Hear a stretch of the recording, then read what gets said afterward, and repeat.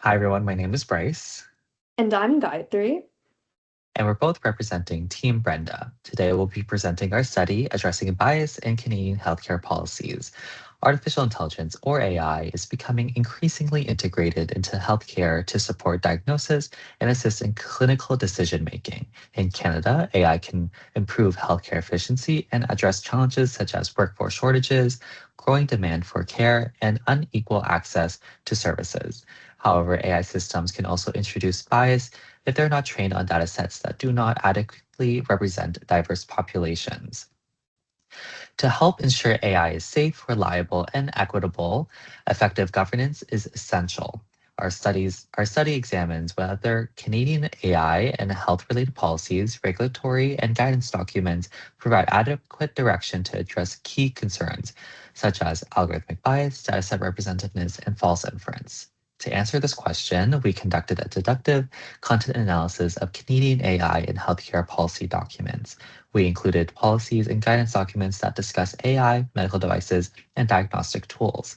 Documents unrelated to healthcare or AI, as well as peer-reviewed research articles, were excluded. Documents were identified through targeted series of government and healthcare organizations.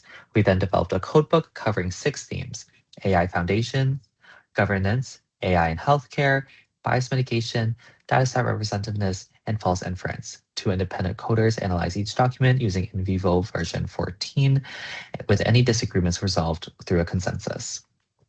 So we included 18 Canadian AI and health-related policy, regulatory, and guidance documents, which were published between 2018 and 2026. Most were from federal government organizations, and majority were published in recent years, particularly between 2024 and 2026. Overall, all documents addressed broad AI concepts and governance principles such as regulation, accountability, transparency, and human oversight. However, the healthcare specific guidance was less consistent.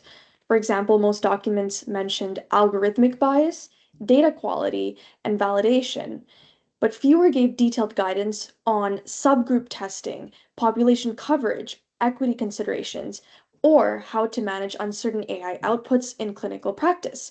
This shows that while responsible AI principles are being recognized, that they're not always translated into practical safeguards for healthcare use.